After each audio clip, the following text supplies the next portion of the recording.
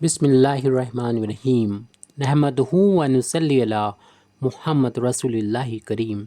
ये problem differential calculus के envelope and evolute chapter से है।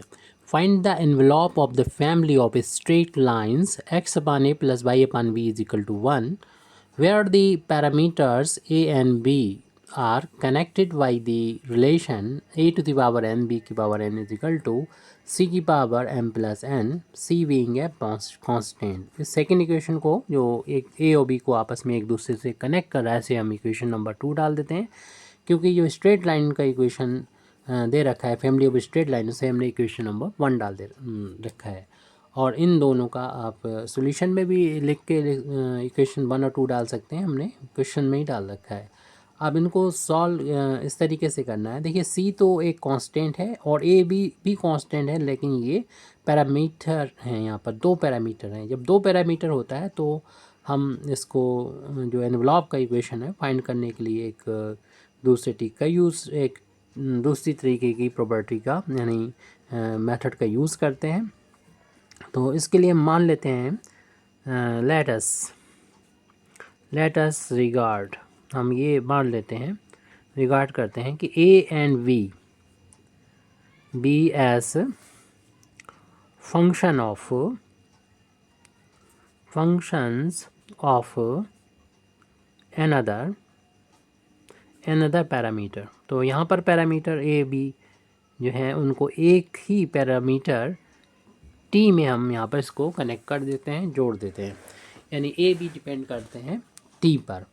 और फिर हम यहाँ पर इक्वेशन नंबर 1 को और इक्वेशन नंबर जो 2 है थोड़ा इसे सिंप्लीफाई करने के लिए पावर ज़्यादा है इसमें, तो अगर हम इसे डायरेक्ट डिफ्रेंशिएट करेंगे partially with respect to t तो कैलकुलेशन थोड़ी लंबी हो जाएगी। इसको सिंप्लीफाई करने के लिए हम इसको दोनों तरफ लॉग ले लेंगे, पावर जब ज़्यादा हो तो लॉग लेके सॉल्व कर लेते हैं।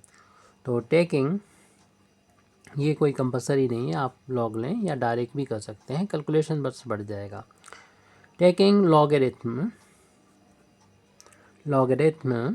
ऑफ इक्वेशन 2 वी गेट, तो इसमें जब लॉग दोनों साइड अप्लाई करेंगे A to the power N B की पावर एन पर, तो हम देख रहे हैं कि सी पर भी लॉग लग जाएगा। और लॉग में जैसे मल्टीपल में अगर होता है तो आपको मालूम है दोनों के साथ लॉग आ जाएगा, यानी log A to the power M और plus log B to the power N आ जाएगा।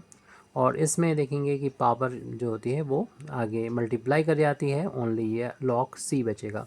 ऐसे यहाँ पर भी पावर आगे आ जाती है लॉग में, तो एम लॉग को ए। अब देखेंगे इसका डिफ्रेंशिएशन करना आसान हो जाएगा, इसमें ही पावर एन को आगे ले लें लॉग बी और यहाँ पर M plus N log c, जैसे कि और इसे इक्वेशन नंबर अब 3 डाल देते हैं। जैसे कि पहले हमने बोला था कि डिफ्रेंशिएट कर लेते हैं, जो कि गिवन इक्वेशन ऑफ फैमिली है, स्ट्रेट लाइन है, और जो इनके बीच जो पैरामीटर ए बी है उनके बीच में जो कनेक्शन दे रखा होता है, जो हमने सिंप्लीफाई करके इस तरीके से लिख लिया है, डिफ्रेंशिएशन करने के लिए सिंप्लीफाई किया।